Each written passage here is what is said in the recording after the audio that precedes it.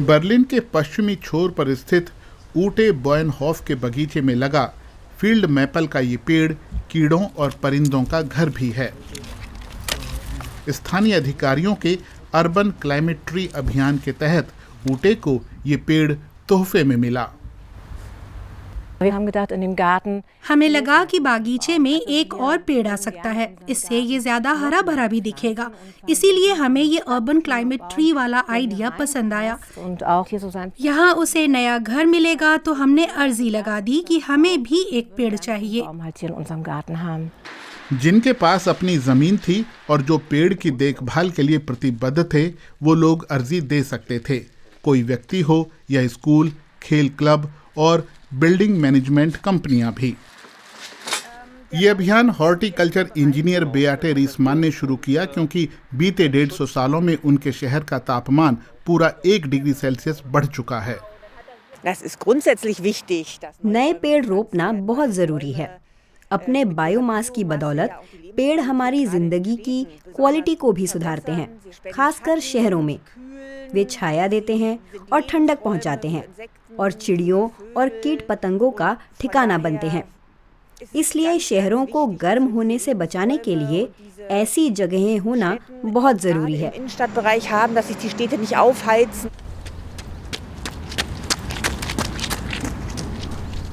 दुनिया भर के शहरों में करीब 10 अरब पेड़ लगे हैं। शहरों में जमीन की कमी को देखते हुए ये संख्या अच्छी खासी है।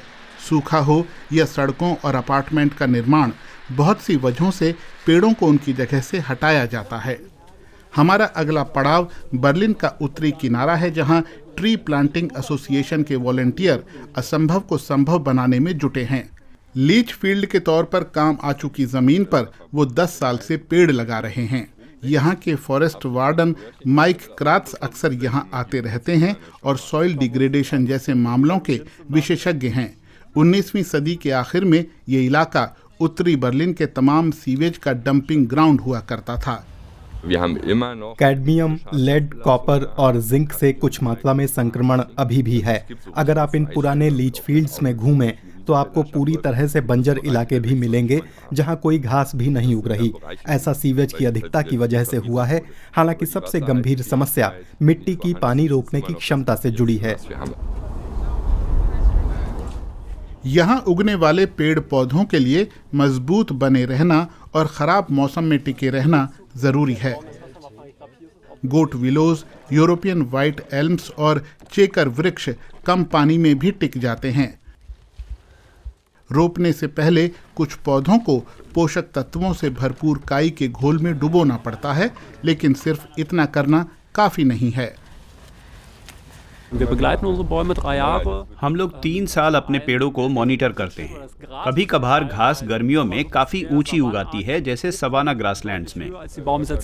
ये घास हमारे पौधों से धूप और पानी छीन लेती है, इसलिए हम उसे काट देते हैं। फॉरेस्टर पानी के विशाल टैंक मुहैया कराते हैं। फिर हम टीम बनाकर जंगल में जाते हैं पानी के कैन्स के साथ। ये अजीब लग सकता है, लेकिन ये कोशिश रंग लाती है। दुनिया भर के शहरों में आपको अलग अलग तरह के पेड़ दिखते हैं। बर्लिन में हर निवासी के लिए 41 वर्ग मीटर का वुडलैंड उपलब्ध है, जबकि दिल्ली में ये आंकड़ा 9 वर्ग मीटर है। बर्लिन वासी अपने घर को हरा भरा रखना चाहते हैं।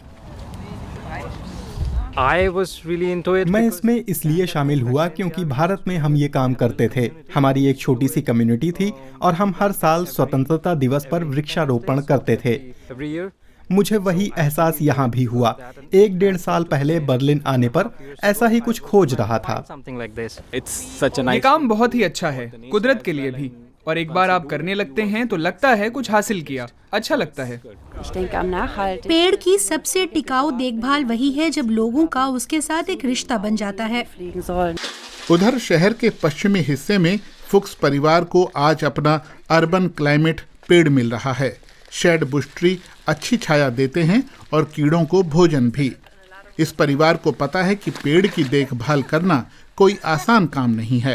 काफी काम होगा, खासकर गर्मियों में। तब उन्हें रोजाना पानी चाहिए होगा, बाकी पेड़ों की ही तरह। अर्बन क्लाइमेट पेड़ सस्ते नहीं हैं। इनकी कीमत करीब 300 यूरो है। अधिकारी कहते हैं कि बर्लिन के स्पांडाउ इलाके में अब भी हर साल जितने पेड़ लगाए जाते हैं उससे ज़्यादा काटे जा रहे हैं। उधर ऊटे बॉयनहॉफ के बगीचे में फील्ड मैपल का पेड़ शान से खड़ा है। इसने अपने पहले 3 मुश्किल साल काट लिए हैं, तो अब वो खतरे से बाहर है और उम्मीद है कि वो 200 साल तक जिएगा।